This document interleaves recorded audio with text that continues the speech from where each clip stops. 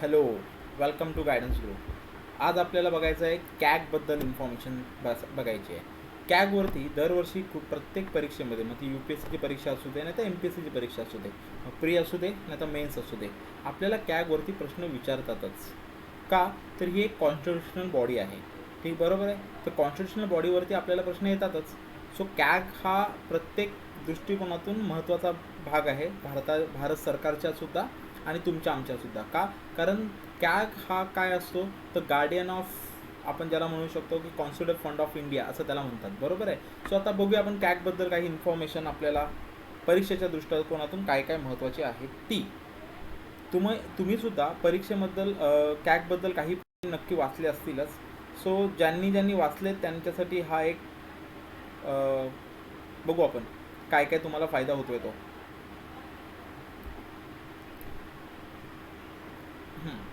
So कॅगचं पूर्ण नाव काय? तर कॅगचं पूर्ण नाव आहे controller and auditor general of India, असं याचं हे पूर्ण नाव आहे. त्याला म्हणतो आपण कॅग. ठीक आहे. आता तुमच्या माहितीसाठी सांगतो, जे आपण ऑलरेडी बघितलेलं आहे की ह्याचं जे काम होतं सुरुवातीला, म्हणजे जेव्हा कॉन्स्टिट्यूशनने ह्याला जे काम दिलं होतं ते ऑडिटिंग जनरलचं पण होतं, म्हणजे ऑडिटचं पण काम होतं, आणि कंट्रोलर म्हणजे अकाउंट तयार करण्याचं सुद्धा त्याच्याकडे काम होतं. ठीक आहे. सो अकाउंट बनवणं सुरुवातीला स्टार्टमध्ये जेव्हा हे सगळं सुरुवात झाली तेव्हा स्टार्टिंग फेजमध्ये अकाउंट तयार करणं प्लस ऑडिट करणं अशी दोन कामं कॅगकडे होती. ठीक आहे. एक अकाउंट प्रिपरेशन करणं आणि ऑडिट करणं. ठीक आहे. पण 1976ला 42व्या घटनादुरुस्तीनंतर इंदिरा गांधींनी कॅगकडे फक्त ऑडिटर जनरलचं काम ठेवलं आणि अकाउंट तयार करण्यासाठी आपल्याकडे कंट्रोलर जनरल अकाउंट म्हणून एक बॉडी आली, बरोबर आहे, जी सुद्धा कॉन्स्टिट्युशनल बॉडी आहे आणि तिच्याकडे अकाउंटचं काम दिलं गेलं. ठीक आहे. सो सुरुवातीला कॅग दोन्ही कामं करत होता, पण आता सध्या कॅगचं पूर्ण नाव controller and auditor general of India असलं तरी सध्या तरी त्याच्याकडे फक्त ऑडिटिंग जनरलचं काम चालू आहे. ठीक आहे. आणि त्याच्यामुळे कॅगला भारतातला सर्वोच्च ऑडिटर असं आपण म्हणू शकतो. ठीक आहे. त्याच्यानंतर हा एक पहिला पॉईंट तुम्हाला समजला, गुड. त्याच्यानंतर बघू आपण की हे इंडिपेंडंट ऑफिस आहे. ठीक आहे. इंडिपेंडंट ऑफिस याचा अर्थ काय होतो की हा कुठल्याही गव्हर्नमेंट डिपार्टमेंटच्या किंवा कुठल्याही मिनिस्ट्रीच्या अंडर येत नाही. का? कारण तो इंडिपेंडंट ऑफिस आहे. इंडिपेंडंट ऑफिसचा अर्थ तोच असतो की त्याला कुठल्याही दबावाविना किंवा कुठल्याही गव्हर्नमेंटच्या किंवा एक्झिक्युटिव्हच्या दबावाविना त्याला त्याचं काम करता आलं पाहिजे. अशा कुठल्याही बॉडीला इंडिपेंडंटचं काय देतात, स्टेटस दिलं जातं. इंडिपेंडंटचं स्टेटस हे फार महत्त्वाचं असतं, कारण जर कुठल्याही संस्थेला जर बायस न होता काम करायचं असेल तर त्याचं इंडिपेंडन्सनेस असणं गरजेचं आहे. सो त्याचं इंडिपेंडंटनेस गरजेचं असण्यासाठी काय केलं जातं तर त्याची जी नियुक्ती असते ती राष्ट्रपती मार्फत केली जाते. त्याला राजीनामा जरी द्यायचा असेल किंवा त्याला त्याचा रिपोर्ट सबमिट करायचा असेल तर तो राष्ट्रपतीकडे देऊ शकतो. त्याच्यावरती जर इन्क्वायरी करायची असेल किंवा त्यांनी जे चुकीचं काम केलं असेल तर त्याच्यासाठी सुद्धा त्याला साधं एक्झिक्युटिव्हच्या लेटरनी त्याला सस्पेंड करता येत नाही किंवा काढता येत नाही. त्याच्यासाठी एक कॉन्स्टिट्युशनल प्रोसिजर आहे, ती प्रोसिजर फॉलो करावी लागते. याचाच अर्थ काय होतो की त्याचं इंडिपेंडेंटनेस जे आहे ते सिक्युअर होतं. त्याच पद्धतीने ज्या इंडिपेंडंट बॉडी असतात त्यांचे जे सॅलरी असतात किंवा त्यांचे जे काही पेमेंट असतील हे कॉन्सोलिडेटेड फंड ऑफ इंडिया, भारताच्या संचित निधीमधून जातो, ना की त्याची तरतूद बजेटमध्ये होते. ठीक आहे. त्याच्यामुळे त्याचं इंडिपेंडेंट नेचर असणं म्हणजे काय तर ह्या तीन गोष्टी. त्याच्यानंतर तो कोण असतो तो head of the Indian audit and account department. तो हेड असतो, इंडियन ऑडिट अँड अकाउंट डिपार्टमेंटचा हेड असतो. सो परीक्षेमध्ये तुम्हाला एक वेळ प्रश्न येईल की भारताच्या ऑडिट आणि अकाउंट डिपार्टमेंटचा सर्वोच्च हेड कोण असतो, तर त्याचं उत्तर काय आहे? त्याचं उत्तर कॅग असं आहे. ठीक आहे. प्रश्न इथेच प्रत्येक पॉईंटमधून, प्रत्येक स्टेटमेंटमधून तुमच्यासाठी प्रश्न तयार होत आहेत, तर ते प्रश्न आपल्याला लक्षात ठेवावे लागतील. त्याच्यानंतर ह्याचं मेन काम काय आहे तर आता ह्याची जी ड्युटी असते बघू आपण. ह्याला जे काही काम दिलेलं आहे हे कॉन्स्टिट्यूशनने ऑलरेडी ठरवून दिलेलं आहे की त्याचं काम काय आहे, ते आपण पुढं बघणार आहोतच. पण तसंच इंडियन कॉन्स्टिट्यूशन आणि लॉ पार्लमेंटच्या कायद्याने सुद्धा ह्याचे काय करता येतील, त्याचे ड्युटीज वाढवता येतील किंवा काही गोष्टी कमी करता येतील. जसं मी तुम्हाला सांगितलं की पहिले कॅगचं अकाउंटचं पण काम त्याच्याकडे होतं, अकाउंट प्रिपरेशनचं, पण नंतर ते फक्त ऑडिटिंगचं काम ठेवलं गेलं. अकाउंटचं कामसाठी वेगळी बॉडी तयार केली गेली, त्याचं नाव आहे control general accounts. So law of parliament, ह्या 2 गोष्टींनी काय करता येतं, मग त्याची ड्युटी ठरवून दिलेली आहे. त्याच्यानंतर डॉक्टर आंबेडकरांनी असं म्हटलेलं आहे कॅगच्या संदर्भामध्ये. तुम्हाला ही स्टेटमेंट परीक्षा विचारतील की असं स्टेटमेंट कुठल्या कॉन्स्टिट्यूशन बनवणाऱ्या व्यक्तींनी म्हटलेलं आहे. तर डॉक्टर B.R. आंबेडकरांनी हे म्हटलेलं आहे की the most important officer under the Indian constitution. ठीक आहे. सो भारताच्या संविधानामध्ये नमूद केला सगळ्यात महत्त्वाचा अधिकारी म्हणजे कॅग असं वर्णन कोणी केलं आहे, असा प्रश्न आला तर त्याचं उत्तर काय असेल, तर त्याचं उत्तर असेल B.R. आंबेडकर. पुढच्या पॉईंटकडे आता आपण जाऊया. अपॉइंटमेंट आणि टर्म काय असते ती आपण बघूया. अपॉइंटमेंट कशी होते आणि टर्म काय होते. अपॉइंटमेंट कोण करतो, तर बाय द प्रेसिडेंट होतं. म्हणून मी तुम्हाला मगाशी म्हटलं की त्याचं इंडिपेंडेंट नेचर असणं हेच मुळात त्या महत्त्वाची गोष्ट आहे. बरोबर आहे. ठीक आहे. असं by warrant under his hand and seal, म्हणजे तो त्याच्या काय म्हणूया, म्हणजेच काय, तर ह्याचा अर्थ की प्रेसिडेंट त्याची नियुक्ती करतो. त्याच्यानंतर तो शपथ कुठे घेतो हे पण महत्त्व आहे. ठीक आहे. कुठलीही जेव्हा तुम्ही बॉडी बघाल किंवा कोणीही बघाल, म्हणजे मग तुम्ही पंतप्रधान बघा किंवा लोकसभा अध्यक्ष बघा किंवा अजून कोणी बघा, त्याचा ओथ सिरेमनी इम्पॉर्टंट असतो. तर त्याला कोण ओथ देतं, कोण त्याला शपथविधी देतो हे महत्त्वाचं असतं. कॅगला कोण शपथ देतो, तर कॅग राष्ट्रपती समोरच शपथ घेतो. ठीक आहे. एक. त्याच्यानंतर त्याचा कार्यकाळ किती वर्षाचा आहे, तर साधारणपणे जर आपण त्याचा ड्युरेशन बघितलं तर तो 6 वर्ष कार्य करतो, म्हणजे 6 वर्षाचा टाईम ड्युरेशन आहे. आणि जर एज बघितलं तर एज कितीपर्यंत, तर 65. 2 पैकी जे आधी येईल तेव्हा तो त्या पदापासून दूर होतो. त्याच्यानंतर त्याला रेजिग्नेशन करायचं असेल तर तो कधीही स्वतःहून रेजिग्नेशन करू शकतो. आणि जर त्याला काढायचं असेल तर त्याला कोण काढू शकतो, तर राष्ट्रपती त्याला काढू शकतो. ठीक आहे. कॅगला काढण्याची जी ताकद आहे, ठीक आहे, रिम्यूव्ह जी काढण्याची ताकद आहे ती राष्ट्रपतीची आहे. त्याच्यासाठी काय करावं लागतं, तर त्याच्यासाठी रिझॉल्युशन पास करावं लागतं.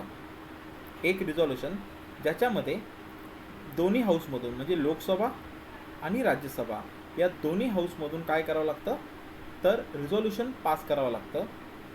आणि तेही कशाने, with special majority. Special majority म्हणजे 2/3 मेंबर्सची परमिशन 2/3 मेंबर्सनी करावं लागतं.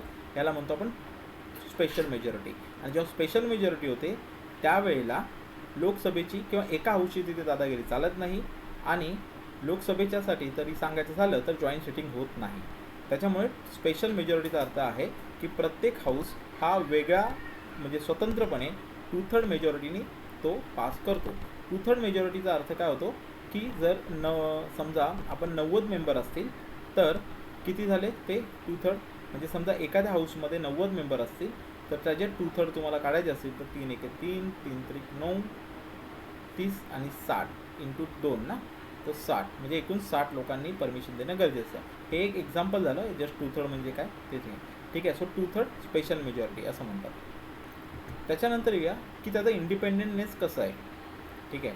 जसं मी तुम्हाला सांगितलं की आता कॅग हा इंडिपेंडेंट आहे. मग आता इंडिपेंडेंटनेस त्याचं हेच तर त्याचं महत्त्व आहे.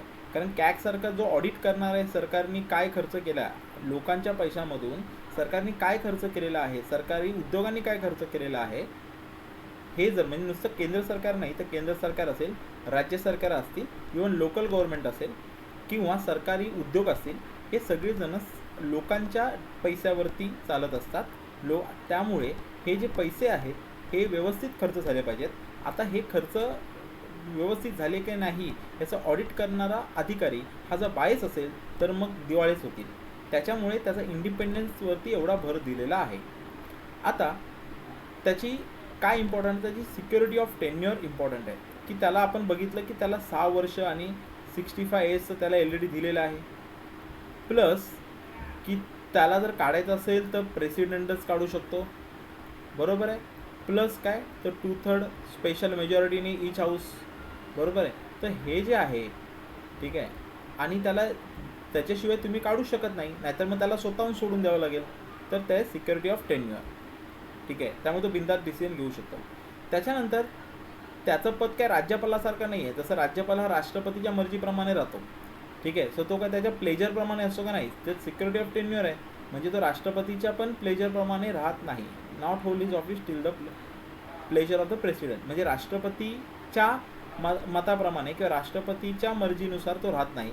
ठीक आहे. त्याला राहण्याचा जो टेन्युअर आहे हा फिक्स आहे. ठीक आहे. त्याचा राहण्याचा टेन्युअर प्रॉपरली फिक्स आहे आणि त्याची काढण्याची पण एक प्रोसिजर ठरलेली आहे, त्याशिवाय त्याला काढता येणार नाही. ठीक आहे.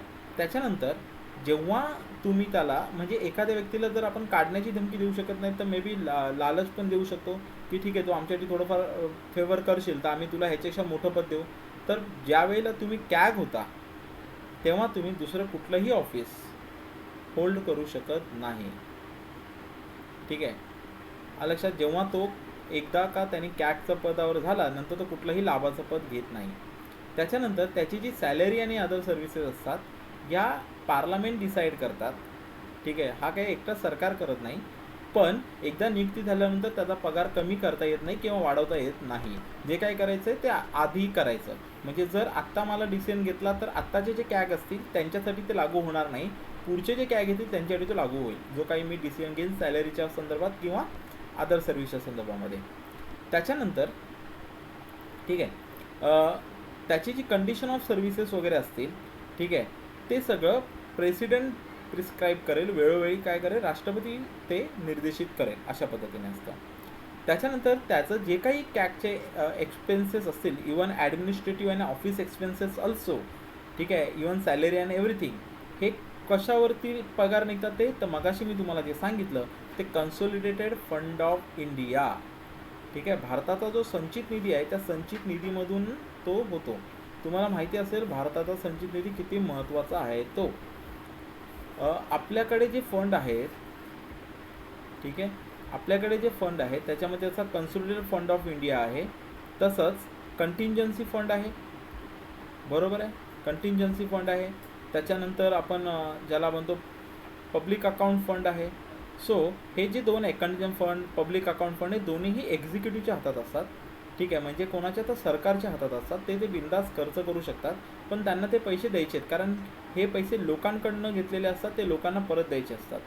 पण कन्झ्युमर फंड ऑफ इंडियामध्ये जो पैसा आलेला असतो लोकांकडून, जो आपण टॅक्सच्या स्वरूपात पे करतो किंवा आपण ड्युटीच्या स्वरूपात पे करतो, हा पैसा हा आपल्याला परत येत नाही. त्याच्यामुळे हे आपण सरकारला खर्च करायलाच दिलेले असतात.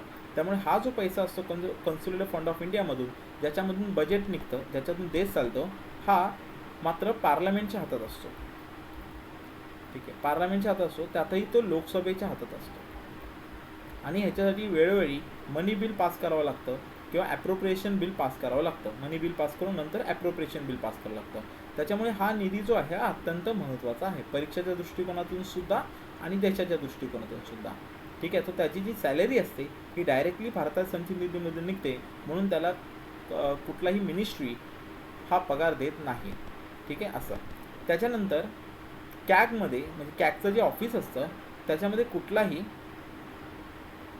मिनिस्टर रिप्रेझेंट करू शकत नाही, कुठलाही मंत्री त्या ऑफिसमध्ये रिप्रेझेंट करू शकत नाही किंवा करत नसतो. तर हे जे काही मुद्दे आहेत, 1, 2, 3, 4, 5, 6, 7, हे 7च्या 7 मुद्दे काय दाखवले जातात, तर हे दाखवले जातात की हे इंडिपेंडन्स आहे कॅगचं. हे 7 मुद्दे, हे 7 मुद्देच्या मुद्दे हे काय करतात, तर कॅग कसा इंडिपेंडंट आहे हे दाखवतात. ह्याच्यावरती मी का भर देतो आहे, कारण अनेक वेळेला परीक्षेमध्ये असे प्रश्न आलेले आहेत की खालीलपैकी कुठल्या विधानामध्ये कॅगचं इंडिपेंडन्स किंवा कॅगची स्वतंत्रता दिसून येते, अशा पद्धतीने. ठीक आहे. तर ह्या 7पैकी कुठलाही जर पॉईंट असेल तर तुम्ही तिथे टिक करू शकता. आता जाऊया आपण पुढच्या पॉईंटकडे. आता ह्याची ड्युटी काय आहे ती बघू आपण. ड्युटीज बघूया आणि ह्याच्या पॉवर्स बघूया काय आहेत त्या. आर्टिकल 149 हे अक्षर लक्षात ठेवा. ठीक आहे. आर्टिकल 149 नुसार, ठीक आहे, आर्टिकल तुम्ही बघितलं, आर्टिकल 148 जो आहे तो कॅगचं ऑफिस सांगतो, तर आर्टिकल 149 जो आहे तो काय सांगतो, कॅगची ड्युटी आणि पॉवर सांगतो. सो कॅगच्या ड्युटी आणि पॉवरसाठी काय आहे, आर्टिकल 149. ठीक आहे. त्याच्यानंतर parliament enacted the CAG duty power and condition services act 1971ला 1971ला पार्लमेंटने ह्याच्यामध्ये काही बदल केले होते. त्याच्यानंतर ड्युटीजमध्ये बघू, ही ऑडिट द अकाउंट. बघू त्याचं मेन काम काय, ही ऑडिट द अकाउंट, कारण तो ऑडिटर आहे. ठीक आहे, सो त्याचं मेन काम आहे की ऑडिट द अकाउंट, हे इम्पॉर्टंट आहे.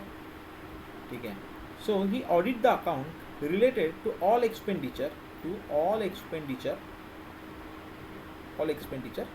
From the consolidated fund of India. हा मी मगाशी मला सांगितलं, आता पगार पण इकडे निघतो. सो हा फंड इम्पॉर्टंट आहे, जो मी मगाशी सांगितलं ते नीट ऐका पुन्हा एकदा. ठीक आहे, त्याच्यानंतर कन्सोलिडेटेड फंड ऑफ इंडिया जसा हा केंद्राचा असतो तसाच तो राज्याचाही असतो, तसा तो केंद्रशासित प्रदेशांचा सुद्धा असतो. ज्या केंद्रशासित प्रदेशांना विधानसभा आहेत, जसं दिल्ली, पॉंडिचेरी आणि आता लडाख. ठीक आहे, तर हे काय आहे सांगायचं झालं तर ह्यांचे सुद्धा जे कन्सोलिडेटेड फंड ऑफ इंडिया असतो, संचित निधी असतो, राज्याचा आणि भारताचा, या दोघाही संचित निधीमधून होणाऱ्या खर्चाचं ऑडिट करायचं. त्याच्यानंतर he audit all expenditure from the contingency fund of India and public account fund of India as well. ठीक आहे, सो आपण जे मगाशी 3 फंड बघितले, त्या तिन्ही फंडामधून होणाऱ्या खर्चाचं ऑडिट करण्याचं काम कोणाचं असतं, तर कॅगचं असतं. पण हा जो कन्सोलिडेटेड फंड ऑफ इंडिया आहे, हा बेसिकली पार्लमेंटच्या हातात असतो, जे तुम्हाला मग सांगितलं, आणि त्यातही तो लोकसभेच्या हातात असतो, कारण लोकसभेची परमिशन त्याला महत्त्वाची असते. तर कंटिंजन्सी फंड हा गव्हर्नमेंटच्या हातात असतो, पब्लिक अकाउंट फंड पण गव्हर्नमेंटच्या हातात असतो. तरीसुद्धा त्याचाही गैरवापर होता कामा नये म्हणून कॅग त्याचंही ऑडिट करतं. त्याच्यानंतर he audit the account of any other authority when requested by the president or governor. म्हणजे काय, जर राष्ट्रपतींनी किंवा राज्याच्या गव्हर्नरनी जर कॅगला विनंती केली की कॅगला त्या पद्धतीने निर्देश दिले की एखाद्या अथॉरिटीच्या संदर्भामध्ये की ह्या अथॉरिटीसुद्धा तुम्ही ऑडिट करा, ह्याच्यामध्ये सुद्धा देशाचे काही पैसे अडकलेले आहेत, त्याला उत्तरदायी आहे, तर तशा रिक्वेस्टवरनं ऑडिटर काय करू शकतो, म्हणजे हा जो कॅग जो आहे तो काय करू शकतो, त्या अथॉरिटीचं सुद्धा, जे अदर अथॉरिटी आहेत त्याचं सुद्धा तो काय करू शकतो, ऑडिट करू शकतो. त्याच्यानंतर आर्टिकल 149 नंतर इम्पॉर्टंट आर्टिकल आहे आर्टिकल 150. काय करू शकतो, he advise the president with regard to prescription of the form in which the account of centre and the state shall be kept.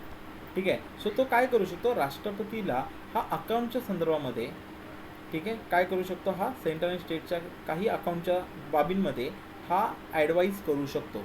म्हणजे काय, तर परीक्षेमध्ये जर प्रश्न आला कॅगच्या ड्युटीच्या संदर्भामध्ये, तर त्याच्याकडे ॲडवायझरी पॉवर आहे का, तर हो, त्याच्याकडे ॲडवायझरी पॉवर आहे. तो राष्ट्रपतीला काय करू शकतो, ॲडवाईज करू शकतो. कशा संदर्भामध्ये, तर केंद्राच्या आणि राज्याच्या अकाउंटच्या संदर्भामध्ये तो राष्ट्रपतीला काही ॲडवाईज देऊ शकतो, जर राष्ट्रपतींनी ती मागितली तर. पण त्याच्याकडे ॲडवायझरी पॉवर आहेत. जशाच ॲडवायझरी पॉवर तुम्हाला सुप्रीम कोर्टाच्या सुद्धा दिसतात, की सुप्रीम कोर्टसुद्धा राष्ट्रपतींनी मागितलं तर काही बाबींमध्ये, विधी बाबींमध्ये तो काय करू शकतो, राष्ट्रपतीला ॲडवाईज देऊ शकतो. ऑब्व्हियसली हे दोन्हीही ॲडवाईज जे आहेत कॅगचे आणि सुप्रीम कोर्टाचे, हे राष्ट्रपतीला बंधनकारक नसतात, कारण ते ॲडवाईज असतात. आता राष्ट्रपती ते स्वतः ॲडवाईज घेत नाही, त्याला केंद्र सरकारकडून तसं करायला सांगितलं जातं दोन्ही बाबींमध्ये. ठीक आहे, त्याच्यामुळे आलेले ॲडवाईज स्वीकारायची की नाही हे केंद्र सरकार ठरवतं, जरी ते राष्ट्रपती असलं तरी. सो टेक्निकली ते राष्ट्रपती आहे. ठीक आहे, पण त्याच्या इनडायरेक्टली ते काय आहे, केंद्र सरकारच तसं पद्धतीने राष्ट्रपतीच्या मदतीने त्या गोष्टी करतं. नंतर आहे आर्टिकल 151.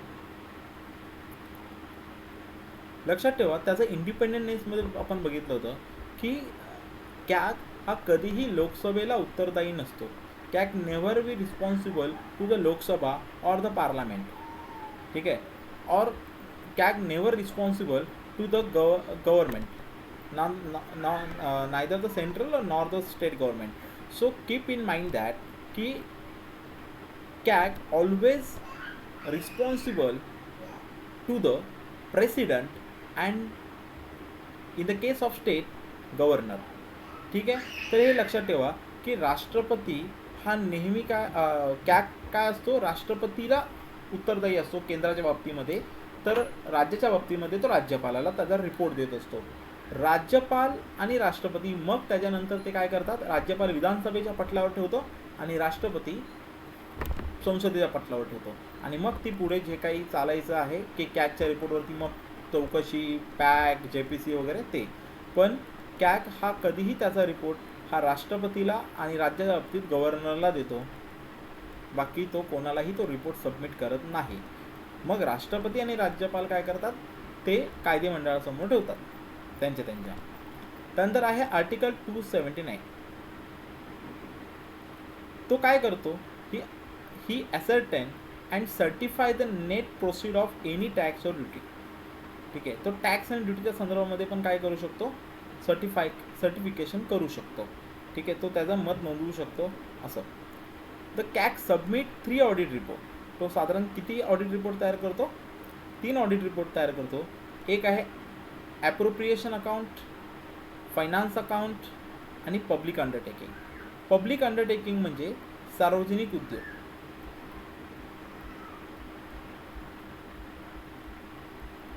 ठीक आहे, असं. त्याच्यानंतर बघू आपण त्याचा रोल काय आहे अजून.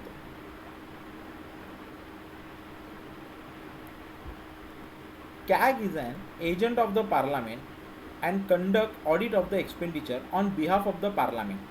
ठीक आहे, सर लक्षात ठेवा, तो सरकारचे एजंट नाही आहे, त्याला पार्लमेंटचा एजंट असं संबोधलेलं आहे. का?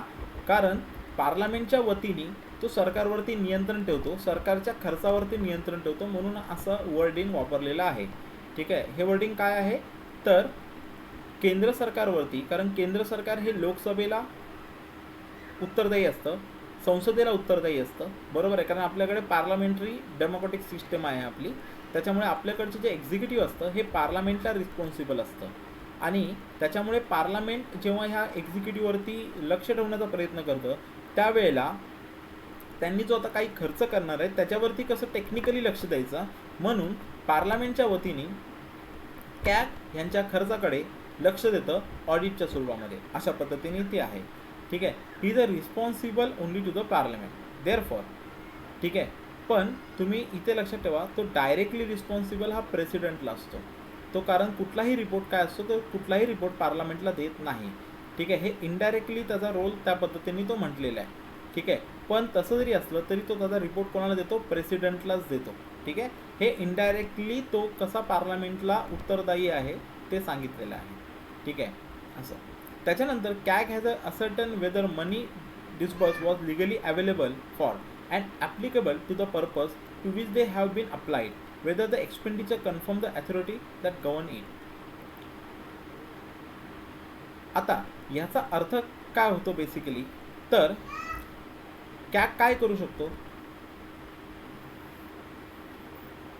तर whether money disburse was legally available for and applicable to the purpose to which they have been applied and whether the expenditure conform to the authority that governs it.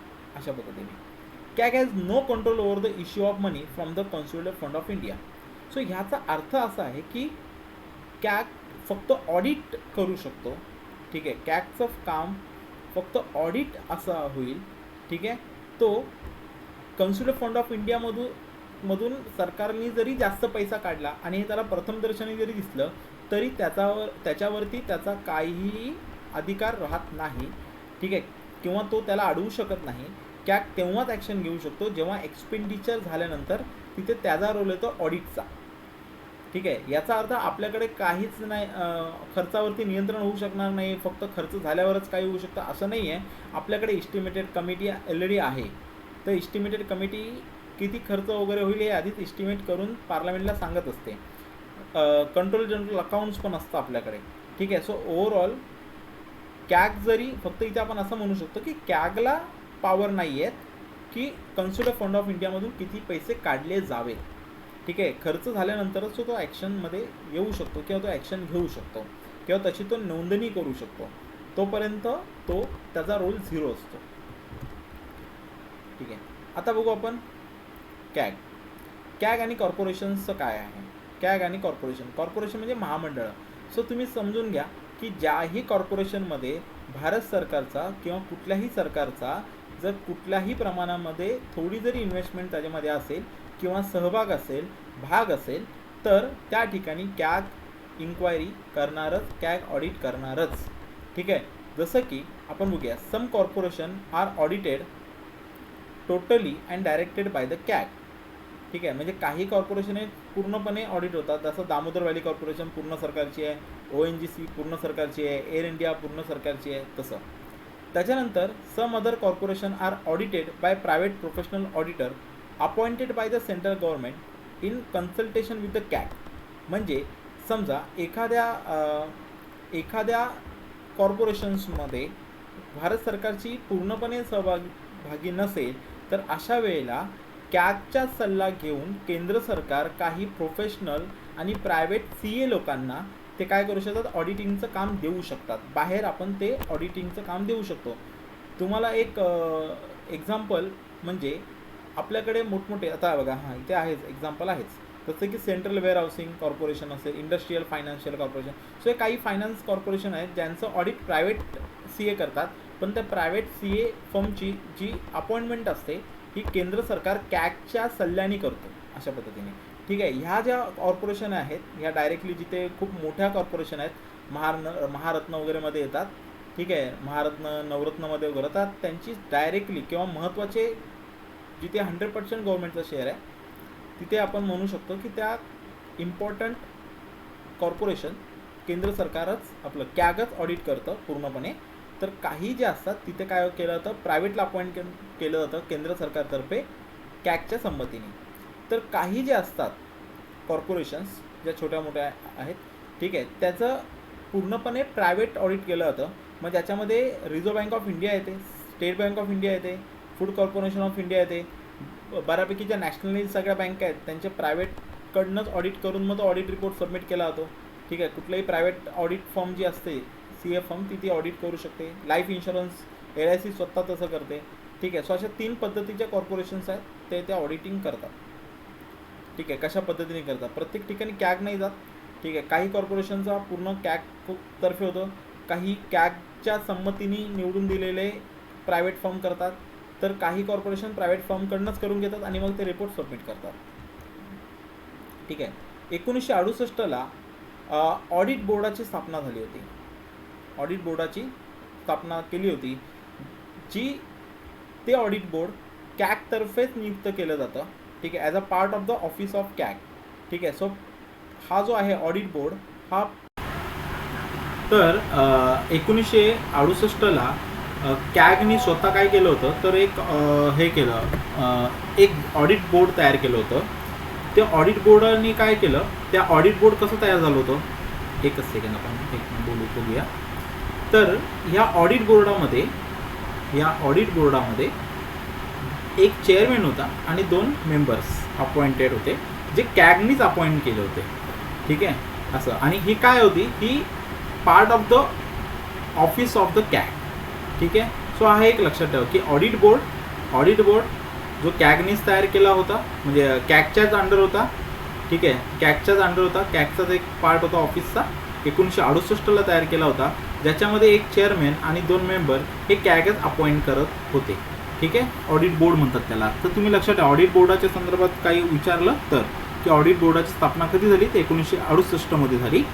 कॅगच्याच ऑफिसचा एक भाग म्हणून ते काम करते आणि त्याचे जे अध्यक्ष आहेत, एक चेअरमॅन आणि 2 मेंबर, हे कॅगच अपॉइंटमेंट करत होते. त्याच्यानंतर हे महत्त्वाचे आर्टिकल आहेत. आर्टिकल नंबर 148 जो इम्पॉर्टंट आहे, कॅग ही कॉन्स्टिट्युशनल बॉडी आहे असं कुठे म्हटलं आहे, तर हे आर्टिकल 148 मध्येच तुम्हाला कळतं. सो कॅगला कॉन्स्टिट्युशनल बॉडीचा जो दर्जा आहे हा आर्टिकल 48ने मिळतो, की कॅगची स्थापना म्हणतो. हा काय सांगतो, कॅगची स्थापना.